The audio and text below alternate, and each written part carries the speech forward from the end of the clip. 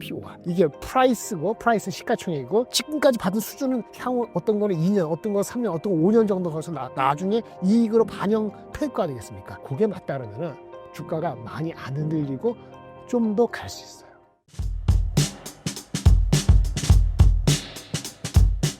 네, 안녕하세요. 저 유니스트리 자산운용의 김장렬 본부장입니다.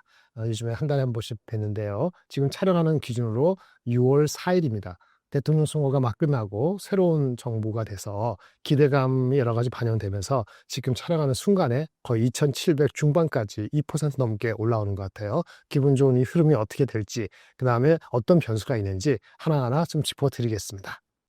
최근 증시 상황 어떻게 보고 계신가요? 일단 이렇게 말씀을 드릴게요. 상법 개정이라는 것 때문에 우리가 시장에 대해서 기대감이 있잖아요.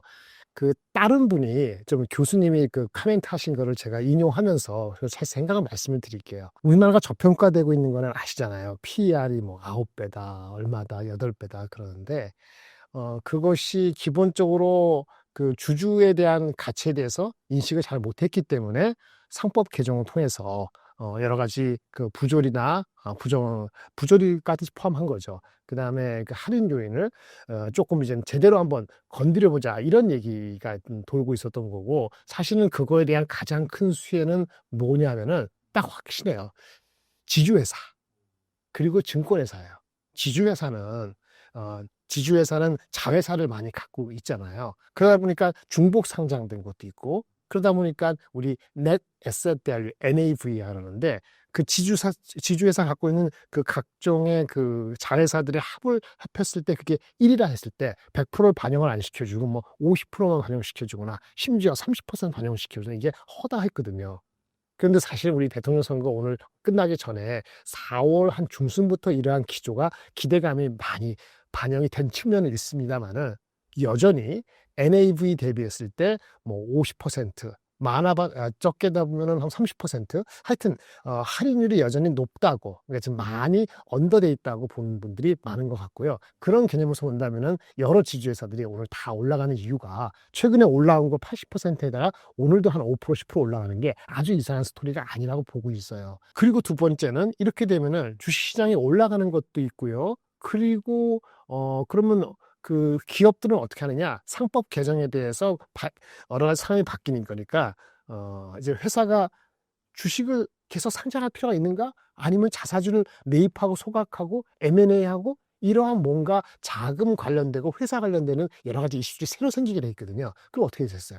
증권회사를 통해서 그런 딜이 일어나겠죠. 그러니까 증권회사에 M&A가 됐던 여러 가지 자본시장에 대해서 자기네들이 방어하거나 아니면 그런 거에 대한 그러한 액티비티가 늘어나게 돼 있어요. 그러면 마치 5, 60년 전에 골드만삭스가 미국에서 이러한 회사를 관련되는 여러 가지 M&A라든지 액티비티와 관련되는 딜들이 많이 생기게 돼 있거든요. 그렇죠? 그런 관련돼서 엄청나게 비즈니스가 올라가면서 밸류가 높아졌거든요. 그래서 증권회사도 이러한 비즈니스 액티비티가, 비즈니스 활동이 많이 늘어난다고, 딜이 많아진다는 거고, 그런 게 되면 대형은행, 대형 증권사들 많이 이해가 되는 거예요. 특히 대형 증권사 같은 경우에서는 뭐 예를 들어서, 물론 거래가 늘면 키움증권 같은 게 많이 더 늘겠습니다만은, 그게 아니더라도 뭐 발행어음을 하는 사업이라든가 이런 걸 새롭게 올해 내로 허가해 주거든요.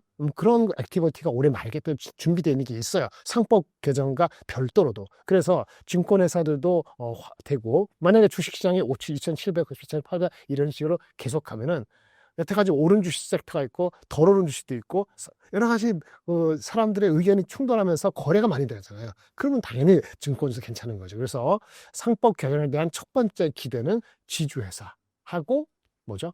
증권회사입니다. 지주회사가 더 높이 올라가는 건 언더밸류, 그러니까 NAV보다 할인된 게 많다는 거예요. 그러면 어떤 행사가 있는가 한번 볼까요? SK스퀘어도 있고요. SK도 있고요. 사실 SK스퀘어는 중간 지주고 인베스트먼트 투자 관련되고, 실제 맨 위에는 SK가 있는데, SK스퀘어는 직접적으로 하이닉스를 지배하고 있기 때문에 하이닉스 주가에 연동되는 측면이 있어서 SK스퀘어가 조금 더, NAV의 거의 80%가 하이닉스이기 때문에 SK스퀘어가 좀 더 최근까지 엄청나게 더 올랐죠. 그러니까 할인 요인이 많이 좀 줄어든 게 SK스퀘어고요. SK는 좀 덜 갔죠. 그런 게 있고, SK는 하이닉스가 있고요. 그 다음에 LS. LS는 LS 일렉트릭 포함해서 비상장 회사 많죠. 그 뭐예요?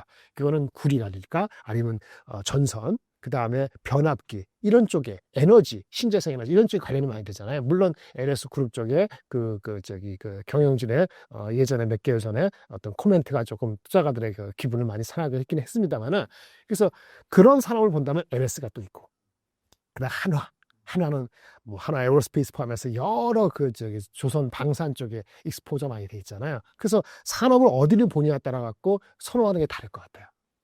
또 그 말고 또 있어요. 어떤 게 있냐면은 상대적으로 밸류가 최근에도 많이 올라오는 데 있어서 동참을 좀 덜한 측면이 있는 게 CJ 같은 거 있죠. 예. CJ는 아시다시피 CJ 올리브영 이런 거 포함해서, 근데 음식료 쪽이 주로 많다 보니까 CJ 쪽이 있다 보니까 조금 덜 간 측면이 있는데 이런 것도 이제 픽업이 될 수도 있고, 그리고 뭐 LG는 조금 상대적으로 사업의 어떤 활력소가 떨어지다 보니까 그런데 혹시 로봇 관련해 갖고 LG전자가 의미 있게 사업에 대한 궤도를 탄다면 LG도 그 부족한 부분은 올라올 수도 있는 겁니다. 이런 요게 또 있고요. 그 마지막으로 HD 현대라고 있습니다. HD 현대는 HD 현대중공업 포함해서 이렇게 HD 현대중공업, 정확히는 HD 현대 밑에는 HD 한국조선해양이 있는 거고요. 한국조선해양이 현대중공업이나 미포조선이라든지 삼화중공업, 비현장 이렇게 쭉 있는 거예요. 그래서 중간 지주 형태로서는 한국조선해양이 좋은데, 그거는 한국조선해양을 살 바에는 무슨 현대중공업이나 미포조선이나 이런 걸 산다고 하면은 HD 한국조선해양을 사시는 거고, 디스카운트 많이 돼 있고요. 맨 위에 HD 현대는 이런 걸 다 갖고 있기 때문에 지주회사에서 진짜 배당으로서의 가치도 있고 이런 측면이 있습니다. 그래서 산업군마다 특색이 있죠. 그래서 그런 측면에서 접근을 하시되 이렇게 말씀드릴게요. NAV 할인율이 뭐 이미 30%는 안 된다. 문제냐면 NAV 합한 거에 100%에서 30%만 디스카운트니까 70% 반영됐다 그러면은, 그러면 오늘 이 순간부터 5% 오늘 오르고 또 한 5%, 10% 오르면 조금은 단기적인 고점일 수도 있습니다. 그러니까 할인율이 50%, 40% 돼가지고 할인율이 이제는 60%, 70% 돼가지고 이제 너무 많이 할인됐기 때문에 사는 게 이미 할인율이 30%밖에 안 돼서 이미 많이 70% 반영되어 있는 거 다르잖아요.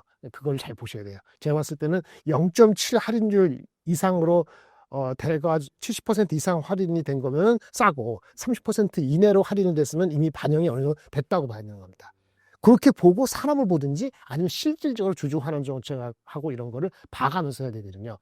애널리스트의 목표 주가는 지금 증권사에 나오는 오늘 나오는 거 포함해서 이거의 그 목표 주가하고는 제가 봤을 때는 거의 95%, 한 5% 정도의 괴리까지는 쫓아 올라갈 것 같아요. 그래서 그 정도까지 남아있다. 이미 목표 주가를 넘어갔다 그러면 조금 늦었어요. 다음번을 기다리셔야 된다는 측면을 봤고요.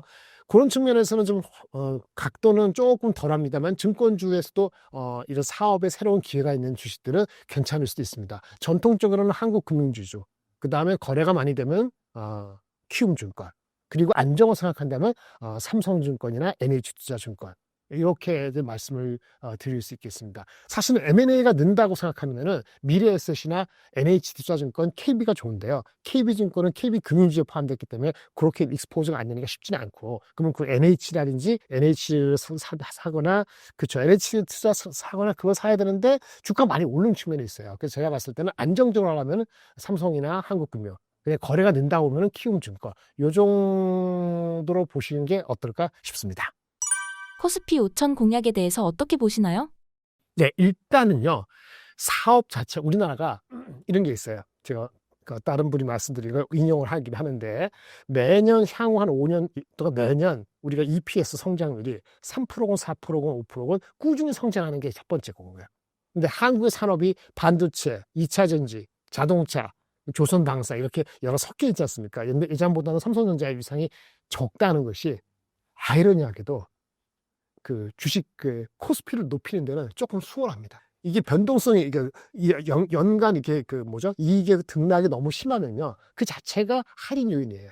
그런 게 한국 시장에 많이 반영된 측면이 있고, 그리고 지배주주 구조, 아니면 상법에 지적된 여러 가지 불합리한 것, 이런 것들이 종합되는 거기 때문에 첫 번째 스타트, EPS 성장률이 꾸준하다고 가정을 해야 될 것 같아요.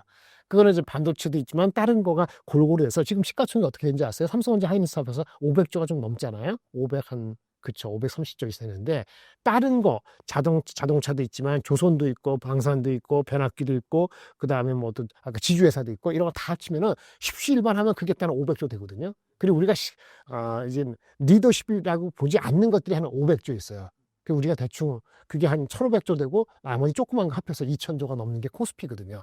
그러니까 골고루 올라가서 이 3000, 3500 가는 게 바람직한 거란 말이에요. 그래서 EPS 등락이 잦아드는 것이 좋은데, 올해까지보다는 내년도가 중요합니다. 내년도 이익이 삼성전자, 하이닉스가 최소한 내려가지 않는다는 전제 조건을 갖고 그 다음부터 계속 한 3, 4%씩 오른다면은 그 기본으로서 EPS가 높아지는 게 하나 있고요.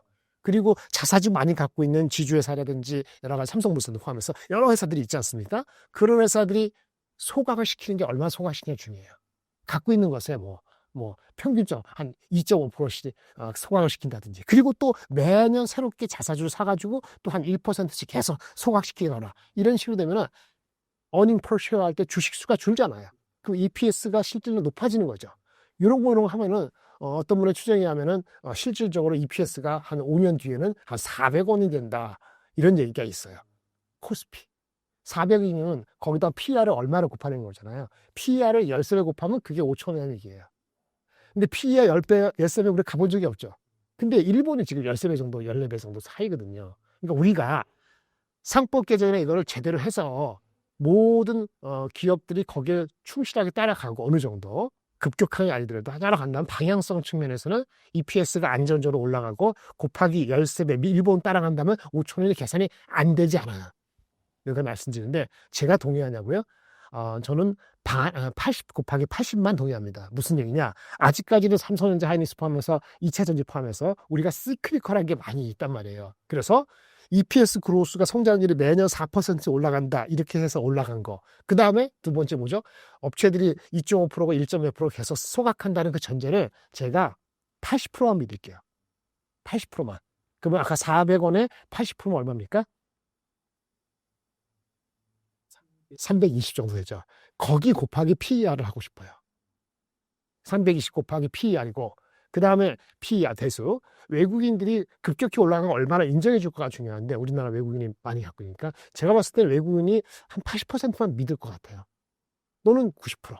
그러면 제가 봤을 때는 13배까지는 안 줄 것 같고 한 10배 정도가 줄지 않을까 싶어요. 단기 봤을 땐. 그러면 400 곱하기 약간 80%니까 320에 320에 10배 주면은 3,200이 나오는 거예요. 그래서 3,000원 언저리 정도까지는, 3,000 약간 넘는 정도까지는 우리가 진짜 상법 개정하고 이익의 변동성이 과거보다 상당히 줄어든다면은, 그걸 제가 한 80% 믿고 외국인도 80% 정도 믿어주면은 가능할 수 있겠다, 이렇게 보여는 집니다.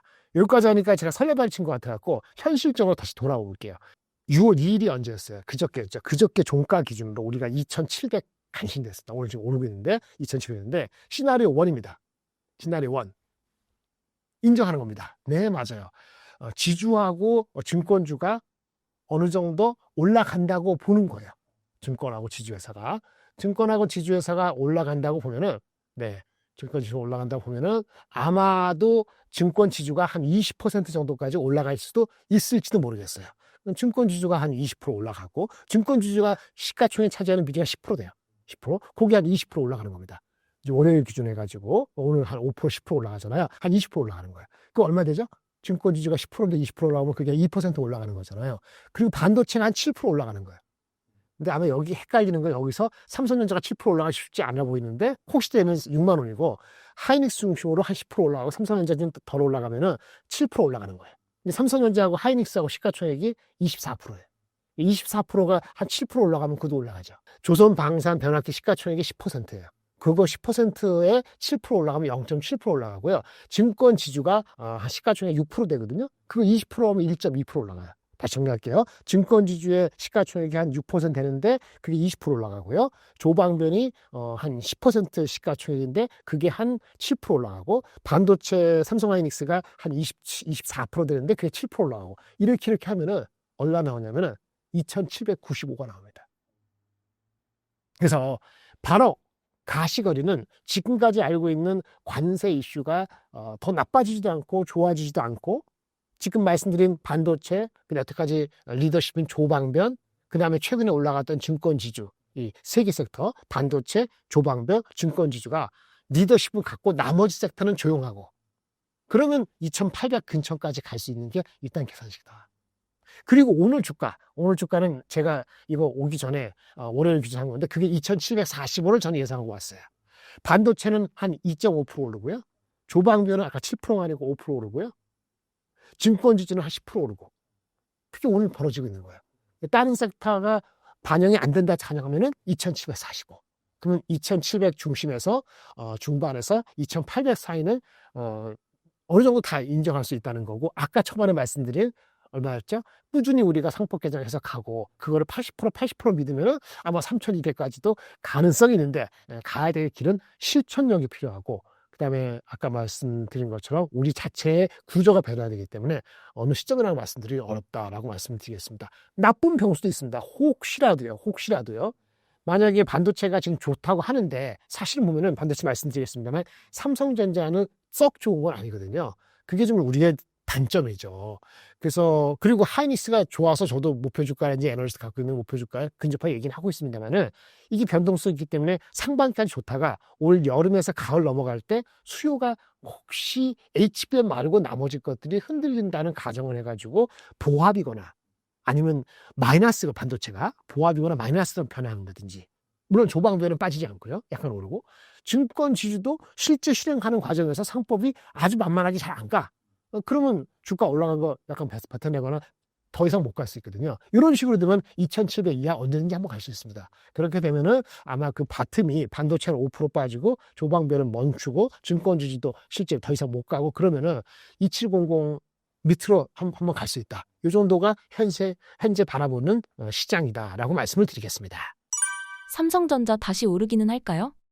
삼성전자를 따로 띄고 얘기를 하지 말고 AI에 대해서 한번 짚고 넘어갈게요. 엔비디아 잘 가죠. 요즘에 다시 140불 넘었어요. 엔비디아에서 발표된 거는 AI만 딱 말씀드리면 에이전트 AI, 내 비서가 생기는 거예요. 그러니까 빨리 취직하셔야 돼요. 시니어들이 비서 필요 없어요. 에이전트 AI가 역할을 한단 말이에요. 5년 내로. 2년 지금도 그렇고. 에이전트 AI 수요의 잠재력이 크다. 근데 그거는 머리가 똑똑해야 되잖아요. 자기가 알아서 실행해야 되잖아요. 이 추론요. 리즈닝 AI가 강력하다. 이게 엔비디아 실적 발표 때 발견됐어요. 그렇게 하면 AI 주가는 계속 가는 거예요. 얼마나 그 에이전트가 그 비서가 되는가 보면은 마이크로소프트는요, 사람을 요즘 줄이고 있습니다. 왜? 사람이 덜 필요해요. 특히 코딩은 30%는 사람이 아닌 AI한테 맡기고 있어요. 우리가 잘 아는 오픈 AI 같은 거는 80%는 AI에 맡기고 있어요. 이런 상황이죠. 그 다음에 또 하나 그 라지 랭귀지 모델 만드는 엔트로피가 있거든요. 엔트로피 클로딘인데, 거기 CEO는 얼마 전에 얘기했어요. 5년 내로 금융, 금융, 법률, 그 다음에 뭐 컨설팅, 기술도 마찬가지인데, 코딩 포함해서 초급 일자리, 엔트리 레벨이죠. 대학 졸업 그거 일자리에 지금 있는 거는 반은 대체될 수 있다. 그러니까 이게 의미하는 바는 에이전트 AI와 에이전트 AI를 뒷받침하는 리즈닝 AI 수요가 본격화된다는 걸 얘기하는 거예요. 그러면 엔비디아가 과거에 40배, 50배까지 피해가 갔는데 그 정도는 아닌가 하더라도 이익이 계속 나오면 30배, 35배를 꾸준히 유지한다는 거예요. 35배 정도 간 게 지금 140불 이상이에요. 그러면 엔비디아 가는 거잖아요. 그렇게 되는 거죠. AI가 좋고. 그 관련돼서 뭐 프로덕트면 아니, 이건 다른 문제고, 미국이니까. 그러면 에이전트가 이렇게 말귀를 알아먹는 똑똑한 비서가 되고, 엔비디아는 엄청 좋은데 다시 내려와서, 그러면 누가 수행하느냐? 엔비디아한테 제품을 공급하는 회사가 가는 거잖아요. 근데 여기서 갈리죠. 삼성전자는 아직 엔비디아의 공급이 미미하죠. 그리고 중국향으로 다운그레이드된 제품만 나갔던 거잖아요. 근데 중국은 지금 제재에서 지금 못 나가고 있잖아요. 물론 서버린 AI라서 중동의 국가들이 하는 UAE, 사우디아라비아의 수요가 중국만큼 버금갈 수 있는 수요가 있다는 걸 발견한 거는 엔비디아는 좋은 건데, 근데 그 수요는 누가 가져갑니까? 하이닉스 가져가는 거예요. 중국향으로 나가는 게 나가야 되는데, 중국향 나가는 거 있잖아요. 그거를 다운그레이드 된다고 제품이 준비하고 있다는데, 그 준비하고 있는 제품이 HBM이 아니에요. GDDR7이에요.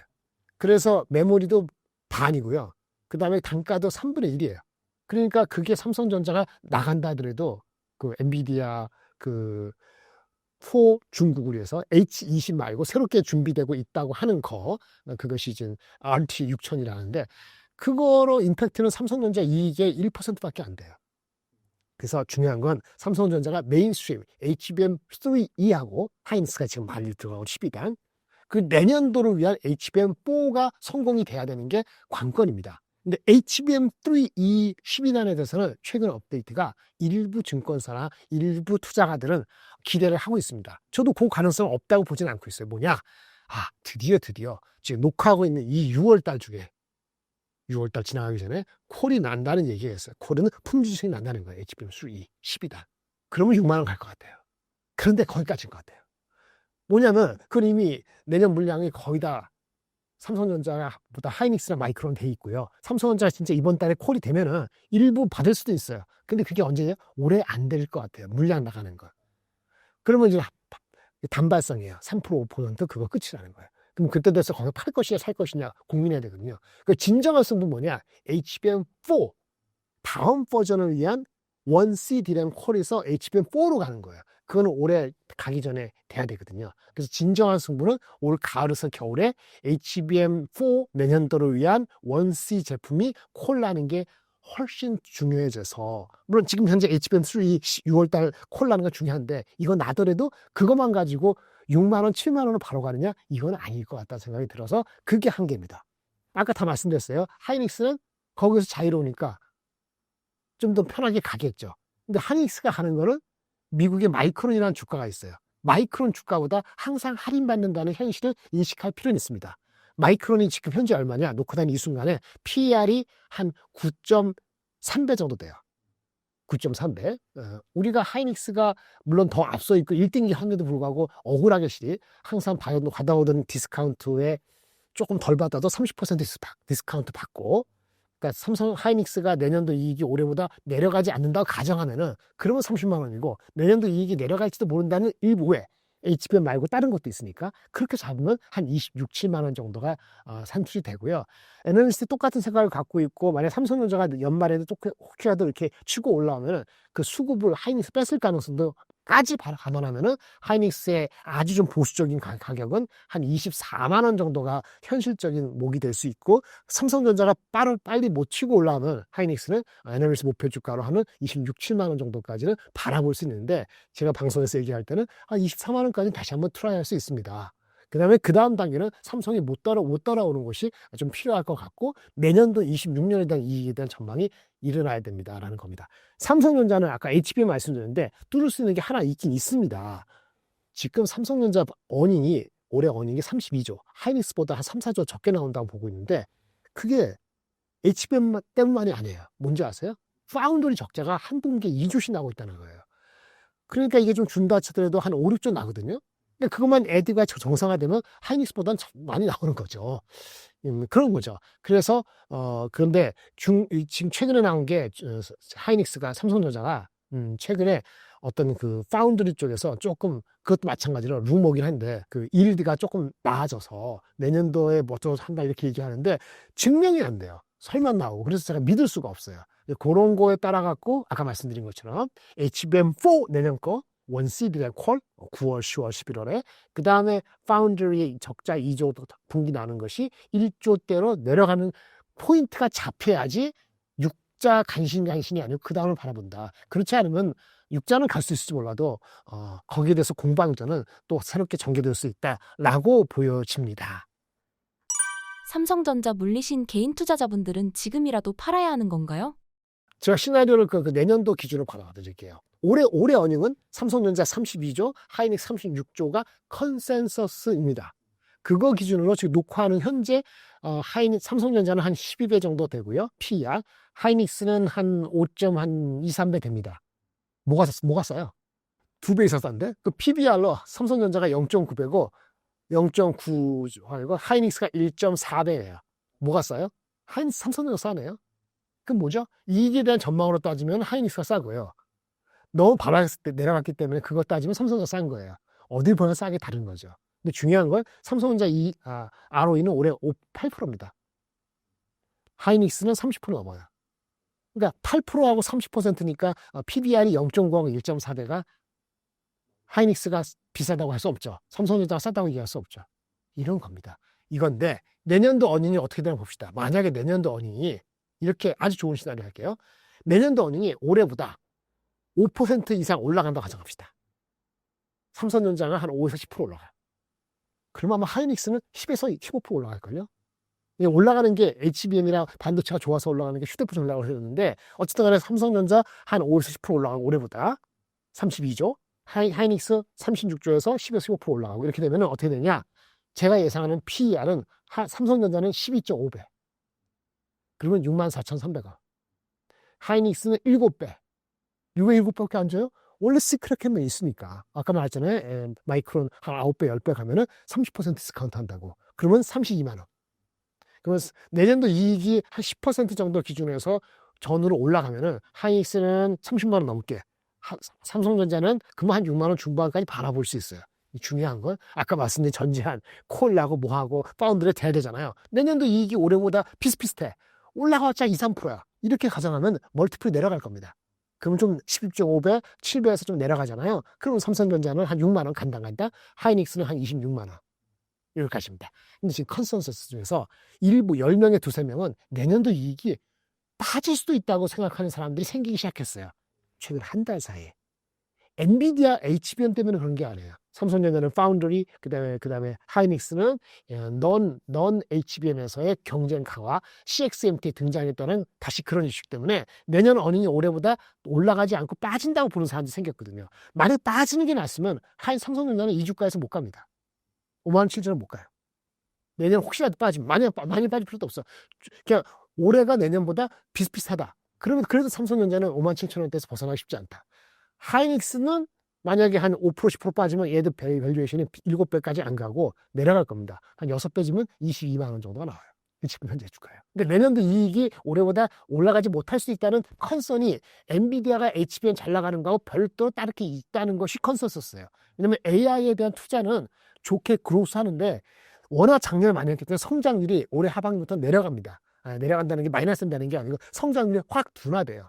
그 내년도에는 한 자리 성장은 된다고 보고 있거든요. 이걸 뚫으려면 뭐 스타게이트라든지 중동 지역의 AI, 중국 지역의 AI가 엄청 높아야 되는데 우리가 보는 빅테크의 AI 투자가 기본적으로 워낙 높기 때문에 십시일반 하더라도 성장률 자체가 다시 지켜올라 싶지가 않아요. 그 멀티플이 내년도가 올해보다 훨씬 높다고 볼 수는 없거든요. 엔비디아를 브로드컴 빼고. 그래서 엔비디아 브로드컴이 PER이 30배, 35배 가는 거하고 삼성전자 하이닉스가 12배, 13배, 6배에서 8배 가는 거하고 다를 수도 있다. 우리는 넌 HBM 이 말씀드리는 거. 그러면 지금 주가에서 못 가는 거고 혹시라도 매크로가 만약에 안 좋다. 매크로가 안 좋아서 뭐 관세 붙고 진짜 한 번 더 치면은 그러면 혹시라도 안 될까? 삼성과 하이닉스 이익이 올해보다 10% 이상 빠질지?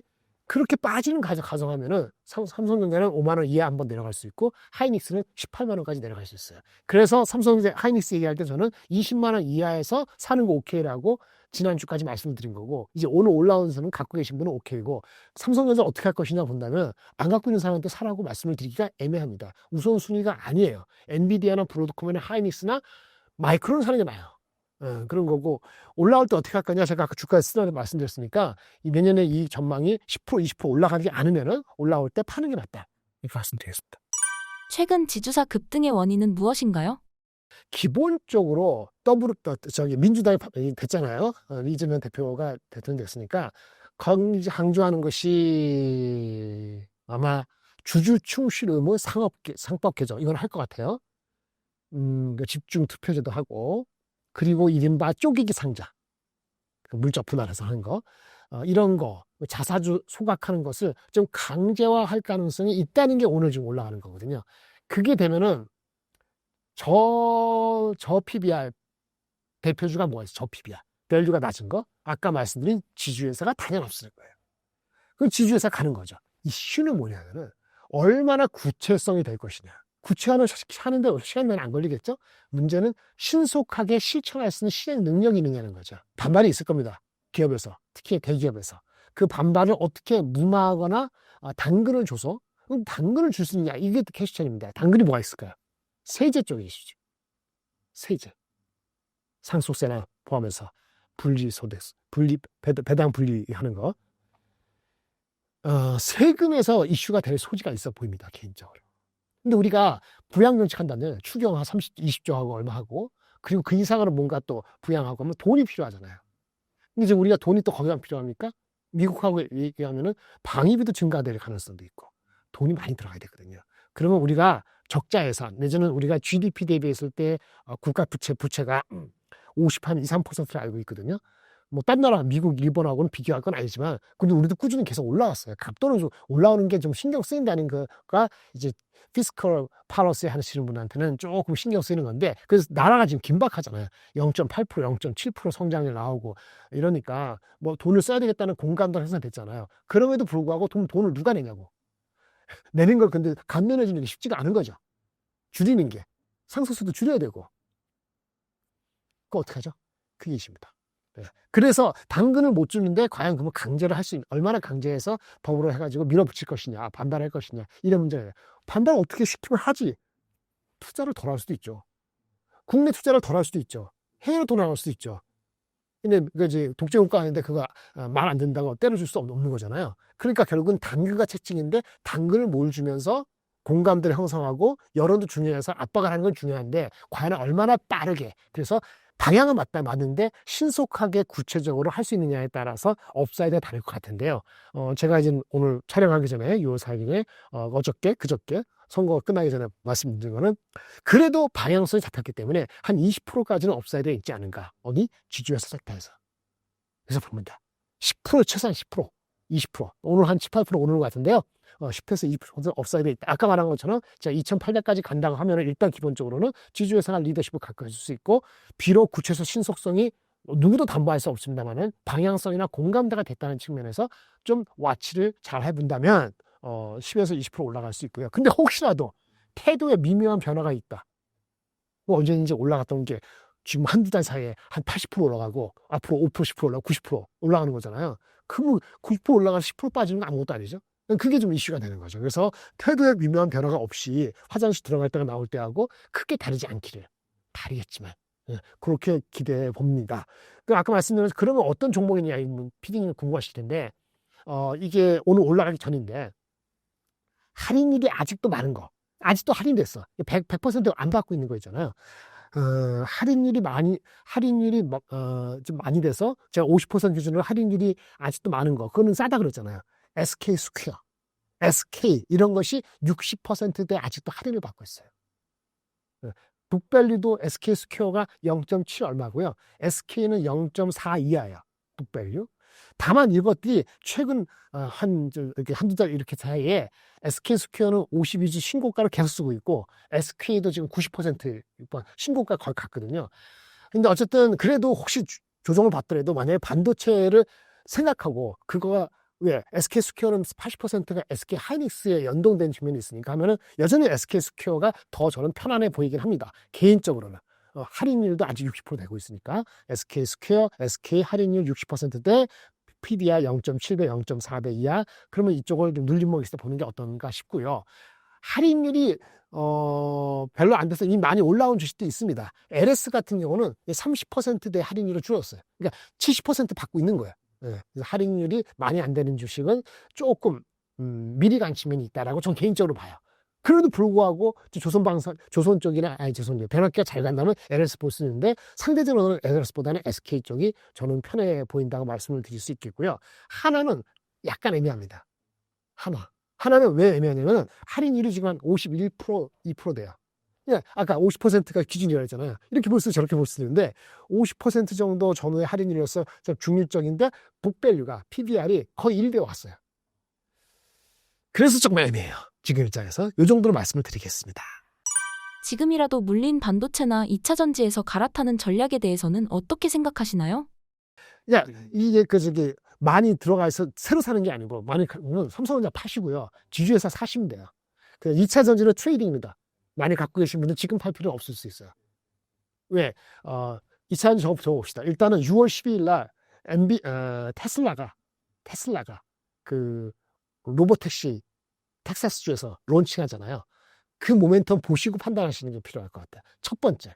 만약 분위기가 좋으면 저는 기본적으로 테슬라 주가하고 2차전 주가하고 동행성이 많이 떨어져서 그만 보고 투자하는 건 아니라고 봅니다. 근데 이미 묶여있는 분들한테 조금의 높은 가격에서 팔아야 되잖아요. 그 말씀드리는 거예요. 테슬라 주가가 한 번 더 의미 있게 올라가면은 민기 올라가잖아요. 그러면 일단은 2차 전지는 그때 셀온 스트렝스를 하시기 바랍니다. 좀 줄이시기 바랍니다. 혹시라도 제 의견과 달리 2차 전지가 이제부터 시작이야라고 보신다면은 그 얘기를 길게 할 수 없습니다만, 그러면 저는 LG 엔솔, 셀 중심의 회사 또는 싸냐는 SDI 이런 거 중심으로 먼저 보시고, 흔히 얘기하는 양극재 각종 부품 회사들까지 옮겨 가기에는 제가 매달 거의 나오니까 지금은 그렇게까지 판단하기는 이른 것 같아요. 그러니까 트레이딩이다. 근데 혹시라도 테슬라가 잘 가서 어느 정점에 테슬라가 가거나 그러면은 미련을 좀 줄이고, 그러니까 갖고 있는 것에 한 20, 30% 이상은 줄이는 것이 더 낫지 않은가라고 생각이 드는 겁니다. 지금 포트폴리오 비중을 어떻게 하면 좋을까요? 아까 좀 말씀드렸는데 반도체 하면 하이닉스뿐입니다. 아까 목표주가 23만 원은 언제든지 갈 수 있고 26만 원 이상 가는 거는 삼성전자 어떻게 되나 했잖아요. 하이닉스 원탑. 그 다음에 시가총액 얘네가 한 180도 되잖아요. 그럼 나머지 시가총액이 있는 게 있잖아요. 그 중에서 그 우리 지금 관세 이슈가 해결이 잘 안 된다 하자면 자동차 탈락. 그쵸. 그럼 뭐 있어요? 그럼 뭐 아까 조방변이잖아요. 조방변인데 제가 봤을 때는 끝까지 살아남을 수 있는 거는 방산보다는 조선하고 변압기가 좀 나아요. 조선 변압기. 이런 정도 먼저 하시고, 그러니까 하이닉스를 만약에 비중을 한 15% 한도 간다면은 조방변의 짬뽕인데 방사는 상대적으로 약간 낮게. 조선하고 변압기 중심으로. 근데 변압기는 AI와 관련되는 거니까 AI가 많이 움직이면 내려갈 수도 있으니까 그 정도는 자기가 리스크 테이킹을 하셔야 돼요. 만약에 AI를 하이닉스를 주주로 많이 올라갔다면 변압기까지 그렇게 더 세게 할 필요는 없어요. 근데 하이닉스와 AI 변압기를 같이 묶었을 때 비중을 한 20% 가져간다든지 이런 거 하고, 조선이 한 10% 하면 30% 되잖아요. 방산이 아닌 나머지는 약간 갖고 계신 건데 저는 새롭게 하진 않을 것 같아요. 방산은. 만약에 그게 좀 미래는 가지면 아까 방산을 갖고 있는 지주회사가 하는 게 낫겠지. 그러면 지주하고 증권은 얼마냐? 지주하고 증권이 합해서 시가총액이 한 6% 되니까 지금 단기적인 트렌드로 한 10%까지 채울 수도 있다고 봐요. 그러면 하이닉스 AI 20%, 그다음에 조선 방산 이런 쪽으로 한 10몇 프로, 그다음에 아까 저기 지주하고 이런 거 합해서 많게는 20%, 적게는 한 10% 하면은 그러면 한 4, 50% 되잖아요. 4, 50% 되고, 그다음에 안정적으로 가져가는 화장품 괜찮고요. 그 단기적으로 한 여름 지나갈 때 엔터. 네. 근데 엔터는 좀 저는 그 많이 올라간 종목보다는 앞으로 모멘텀이 남아 있을 수 있는 거, JYP라든지 그 다음에 노머스라고 있거든요. 그런 약간 작은 주식, 이런 주식들을 좋아하고, 그래서 화장품하고 엔터, 근데 시가총액이 작기 때문에 이 비중은 30% 가면 안 돼요. 그거 그게 합해서 한 10%, 15% 이런 정도로 하면은 대충 한 6, 70%될 수 있을 것 같거든요. 그게 이제 우선순위예요. 지금 설명이 됐나요? 예, 이 정도로 하고, 현금은 지금 2008년 넘어가면서는 또 와치하는 필요가 있다고 보여지고요. 그래도 좀 시세를 타야 되는 건 한 20%, 30%? 20% 정도? 20%? 그 항상 아무리 좋아도 이제 바로 3,200 갈 거라고 패팅하지는 않은 거니까 현금은 10% 이렇게 하는 건 조금 위험해 보여요. 위험하거나 아니면 조금 늦었어요. 그래서 신축성 있게라고 말씀을 드릴 수 있겠고요. 조선을 방산보다 좋게 생각하는 건 상대적으로 좀 이따 말씀드리는데, 조선의 핵심이 뭐냐면 저거예요. 조선은 만약에 관세 이슈가 해결이 되잖아요. 그러면 관세 무풍지대로 편안했던 주식들이 조정을 받을 겁니다. 방산도 받을 수 있고. 근데 조선은 관세가 해결되면은 글로벌리 교육이 늘어날 수 있거든요. 교육이 늘어나면 조선은 나쁜 게 아니에요. 그런 측면이 있기 때문에 조선이 관세가 해결된다고 해서 피해주는 아닙니다. 그런 측면에서 등락이 너무 심하면 저가를 매수할 수 있습니다. 물론 변압기나 하이닉스보다는 현재 입장, 지주회사보다는 우선순위가 좀 떨어지긴 합니다만, 우선순위는 하이닉스, 변압기, 그죠? 조선, 화장품, 엔터 이런 순위라고 보시면 돼요. 그죠? 예, 그렇게 해갖고 현금 거래를 매일 못 하시는 분은 한 30%, 거래를 좀 자주 할 수 있는 분은 한 20%. 아까 지주회사 있네. 지주회사 10%, 지주하고 증권회사 합해서 10%. 이렇게 하면 한 7, 80% 채워줄 수 있을 것 같은 생각이 듭니다. 최근 조선주 상황 어떤가요? 기본적으로 지금 실적이 좋아요. 근데 실적은요, 이미 정해져 있었어요. 22년부터 이렇게 신조소가 상승에 대해서 반영이 되고 있는 거기 때문에 넘버 자체에 대해서는 매출 인식이 약간 고수익성 매출이 반영되고 있는 게 지금 현황이에요. 그리고 옛날에 그 인건비 올라가고 사람도 부족해서 동남아 사람도 많이 오고 그랬잖아요. 그 사람도 훈련시켜서 생산성이 좀 올라가는 시점이 올 상반기야. 이른바 2, 3년 전에 그 조선의 그 신조선가, 그러니까 프로덕트 믹스가 약간 저가가 없어지고 중고가로 믹스가 바뀌는 시기가 올해 상반기고, 그리고 비용 측면에서는 약간 인건비 측면에서 생산성이 떨어지는 이 친구들이 올라왔어요. 그러다 보니까 상반기 실적이 좋은 거예요. 주가는 뭘 보느냐? 그래서 영업이익이 높아졌거든요. 과거랑 달리. 그러니까 최고예요. 지금도 좋고 실적은 내년까지 좋을 겁니다. 근데 주가는 더 가느냐는 것은 수주하고 그 밸류에이션은 어떻게 하느냐가 중요하잖아요. 밸류에이션에 있어가지고는 그 미국하고의 이슈, 미국이 그 중국을 제재해서 일어나는 대한민국의 파지티브한 이슈, 미국의 군함이라든지 그쪽에 대한 우리가 MRO 이런 거에 대한 이슈, 이거를 얼마만큼 밸류를 쳐줄 것이냐, 여기에 달려 있다고 보여집니다. 근데 지금은 미국하고의 뭐 함정에 대한 뭐 신사업에 대한 그런 가능성은 있는데, 실제 진행되면서 속도가 있을 수 있겠고, 혹시라도 실제 진행되면서 미국이 우리가 지금 만들어주잖아요. 블락 단위를 만들어주면은 최종으로 걔네들이 완성품 만드는 걸 미국 내에서 건조할 수도 있거든요. 그럼 우리가 실제 이익률이 얼마가 될 것인가는 매번 업데이트되는 리포트가 필요합니다. 그거를 어떻게 보냐에 따라 갖고 주가가 반영이 많이 됐다, 아니나 올라갈 룸이 있다, 이 사람은 다른 거거든요. 판단의 근거가 과연 미국이 우리하고 일본을 자기네들의 조선업에 재부흥을 하는데 하나의 수단으로만 사용할 것인지, 진짜 컬래버레이션 전략적인 관계인에 따라서 우리가 2030년까지의 주가를 미리 당겼을 수도 있고 거기까지일 수도 있고, 그 다음부터 모르는 거죠. 실제 3, 4년, 5년 뒤에 가보니까 이익률은 낮을 수도 있단 말이에요. 거기에 대한 공방이 있어요. 방법은 일단은 MRO를 넘어서 신조선도 함정이나 이런 것도 우리가 할 수 있다는 기대감과 실제 프로그레스를 확인하는 게 필요한 거죠. 그러면 지금 어떻게 되죠? 밸류에이션 하는 게 고민이에요. 밸류에이션은 뭐냐? 밸류에이션은 얘네들이 받고 나서 3년 뒤에 건져서 나가는 거잖아요. 그러니까 지금 올해, 내년도까지 PER로 반영이 안 되잖아요. 그래서 이 밸류에이션이 항상 이슈가 되는 거예요. 근데 여전히 애널리스트들이나 투자가들은 PBR 2027년 이렇게 하고 있거든요. 근데 27년에 PBR이 반영이 다 충분히 안 되는 거잖아요. 어떤 건 길게 될 수도 있고. 그래서 뭐냐면 새로 나온 게 POR. 이게 프라이스고, 프라이스는 시가총액이고, O가 뭐냐면 오더예요. 수주. 그러니까 지금까지 받은 수준은 향후 어떤 거는 2년, 어떤 거는 3년, 어떤 거 5년 정도 가서 나중에 이익으로 반영될 거 아니겠습니까? 그러니까 그 오더가 잔고가 얼마 있는가를 현재 시가총액에서 얼마를 하는가, 이걸 기준으로 해야 되지 않겠는가. 이게 기본 프레임이다. 이런 공감대가 늘어나고 있어요. 그게 맞다 그러면은 수주 제대로 받고 쌓이고 이렇게 하면은 주가가 많이 안 흔들리고 좀 더 갈 수 있어요. PBR이에요. PBR은 3년도 4년도 PBR의 밸류에이션에 따라 다르거든요. 업황을 반영하는 것이 PBR보다는 POR로 그래프로 그려보면 상호관계가 많이 맞아떨어져요. 네, 그게 아주 가장 큰 거예요. 그리고 또 하나는, 두 번째는 뭐냐면, 업체들이 옛날에는 뭐 상선이다 뭐다 하면은 뭐 현대중공업도 있고 뭐 어디 있어, 삼성중공업, 하나오션이 과거에는 비슷하게 갔어요. 비슷하게 가니까 그냥 PBR로 때려도 2년 뒤, 3년 뒤에도 이게 앞당겨서 해도 대충 주가가 흐름이 비슷하게 갔어요. 근데 지금 최근에 와서 어떻게 바뀌었어요? 다르죠. 삼성중공업은 확실히 그 해양 플랜트, 플링이라고, floating liquefied natural gas 이런 쪽에 LNG 관련되는 쪽이 많죠. 그 다음에 삼성중공업은 방산 이런 쪽에 그런 거 없단 말이에요. 현대중공업은 여러 가지 많이 있고, 하나오션은 현대중공업과 달리 얘네들 엔진 사업을 안 해요. 근데 현대중공업은 엔진 사업도 있고, 이게 다르잖아요. 그래서 예전하고 달리 주가가 최근에 와서는 이제 달라집니다. 그런 걸 반영하기 위해서는 기본적으로는 오더가 얼마 남았느냐가 핵심이고, 거기다가 사업부가 다르잖아요.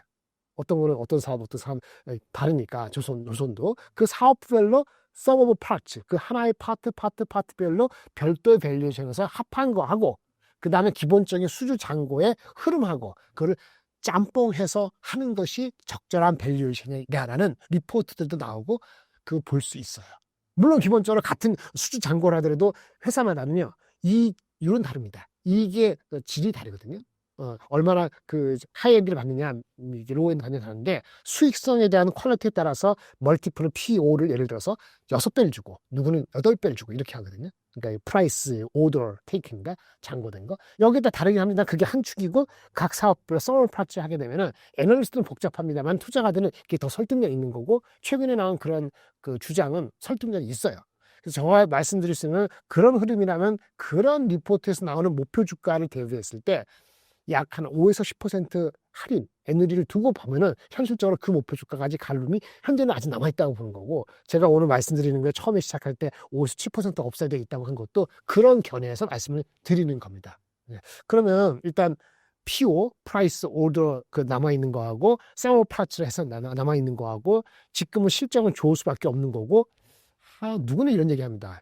다 좋은데 혹시 그 환율이 원화가 1367세잖아요. 원화가 강세가 되면은 원화 약세에서 우리 하는 것 대비 안 좋게 아니냐 이런 얘기를 하는데 만약 그게 신경 쓰이면 삼성중공업이 더 나을 수 있어요. 삼성중공업은 원화 강세가 되면 상대적으로 덜 피해를 봅니다. 원화 약세가 될 때 다른 회사들은 그냥 그 뭐랄까 이렇게 그 해지를 해놔가지고 이렇게 되는데 얘네들은 해지 다르거든요. 그래서 삼성중공업은 워낙 강세가 될 때 덜 피해를 봐요. 다른 회사보다도. 그런 측면이 있긴 합니다. 근데 워낙 강세가 되는 거는 기본적으로 뭐죠? 반도체도 그렇고 2차 전지도 그렇고 자동차도 그런데 워낙 강세되는 속도가 문제예요. 이것이 한 달 내에 뭐 1470, 1415 되면 이거는 주가 영향은 많습니다. 수급상으로 외국인이 들어오는 것도 있겠습니다. 그건 안 좋고요. 만약에 지금 우리의 뷰가 연말까지 1300까지 천천히 흘러내려가서 워낙 강세된다면 기업은 다 그걸 어저스트해서 프라이스에 반영시킬 수도 있기 때문에 큰 이슈는 안 될 가능성이 있어요. 물론 기본적으로 이게 1300 정도는 유지된다는 기본적이 필요합니다. 그리고 올해 사업계획을 세울 때 조선업계들이 갖고 있는 원래 원화 환율 있지 않습니까? 이것들이 한 1300 초반 정도예요. 그래서 지금 그거를 너무 지나치게 우려할 필요는 아직은 없다라고 말씀을 드릴 수 있겠습니다. 만약에 종목을 물어보신다면은 그것도 많이 올라갔죠. 상대적으로 덜 선호하는 거 하나오션 많이 반영이 돼 있어요. 네. 하나오션 그렇고 그리고 변동성이 큰 거 현대미포조선 상대적으로 덜 선호하는 거고요. 그러면 남아있는 게 현대중공업, 한국조선해양, 삼성중공업이죠. 이거 각각을 말씀드리면 한국조선해양은 아까 잠깐 말씀드렸는데 중간 지주회사격이라고 했잖아요. HD 현대가 있고 한국조선해양이 있고 한국조선해양 밑에 현대중공업, 현대미포, 삼호중공업 이게 다 한국조선해양 밑에 있거든요. 그래서 항상 이것이 언더밸류, 디스카운트를 당하고 있었어요. 근데 현대중공업 좋고 미포조선 좋아. 근데 이게 주가가 많이 반영됐어. 근데 한국조선이 덜 반영됐어. 삼호중공업에 대한 거는 한국조선밖에 못 사. 그럼 한국조선해양이 그 갭을 메꿀 수 있다고 보고 물론 주가는 한국조선해양도 많이 올라왔습니다만은 어쨌든 간에 연결회사의 실적 개선이 충분히 반영되는 거는 한국조선해양의 정점이라는 데서 아직 룸이 있어 보이고요. 그 다음에 이게 중간 지주회사니까 주주환원 정책도 한국조선해양이 조금 더 적극적으로 할 가능성이 높아 보여요. 맨 마지막으로 한국조선해양이 중간이니까 맨 위에 그 HD 현대가 있다 그랬잖아요. HD 현대도 주가 많이 갔어요. 지주회사인데. 근데 이게 HD 현대가 한국조선을 갖고 있는 지분율이 좀 낮아요. 35%로. 이거를 더 확보할 가능성이 있다는 시장의 컨센서스가 현실화되면은 이거 역시 HD 한국조선 주가에는 파지티브하다라고 말씀을 드리겠고요.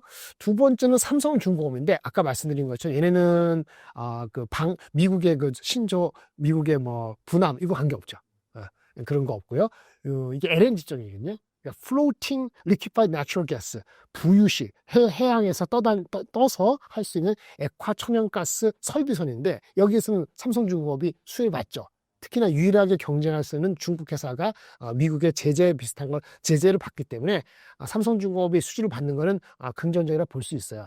단점이 방산이 없다는 거, 아까 MRO 이런 관계 없다는 거, 그리고 원화가 약세가 돼서 1,400, 1,500 이렇게 될 때는 다른 조선사는 좋아하는데 얘네들은 환해지 이슈 때문에 100% 환원을 해지하기 때문에 이익을 못 받아요. 대신에 달러 원화가 상대적으로 강세가 될 때는 오히려 딴 데보다는 부담이 적죠. 이런 측면이고 어쨌든 올해 그 지금 환율이 1,300원 정도 이하로 안 내려가면은 크게 조선업체한테는 크게 이슈는 안 된다. 그래서 삼성중공업과 HD의 한국조선해양은 상대적으로 애널리스트 목표 주가하고 괴리가 있어요. 아직 갭이 있다는 거예요. 그래서 그 갭이 뭐 5% 이내로 좁혀지기 전까지는 갖고 계신 분은 유지하시고, 만약에 조선세카를 길게 보신다면은 이름 받을 때 이런 점을 먼저 하셔도 괜찮을 것 같습니다. 그래서 한국조선해양, 삼성중공업 목표 주가 대비 5% 이하, 환율은 뭐 1,300 깨지기 전까지는 전체로 신경 안 써도 되고, 우선순위는 반도체나 변압기보다는 조선이 세 번째 정도이긴 하지만은 방산보다는 위다. 이렇게 말씀을 드리겠습니다. 신사임당 시청자분들을 위한 한마디 부탁드릴게요. 6월 4일 힘차게 새로운 정부와 함께 새로운 대한민국이 도약하기를 국민의 한 사람으로서, 투자자의 한 사람으로서 이제 같이 한번 기대해 보고요. 그런데 이런 건 있습니다. 영어에서 죄송한데 hope for a miracle이라고 있어요. 기적을 바라고 희망하는 건 맞습니다. 근데 don't depend on one. 거기에만 매달리면 안 될 것 같아요. 그래서 속도나 프로그레스는 냉철하게 바라보시고 또 설레발보다는 차분하게 지켜보는 기준을 가지고 바꾸보는 그런 양면성을 가지고 지켜보시길 바라겠습니다. 또 다음에 뵙도록 하겠습니다. 감사합니다.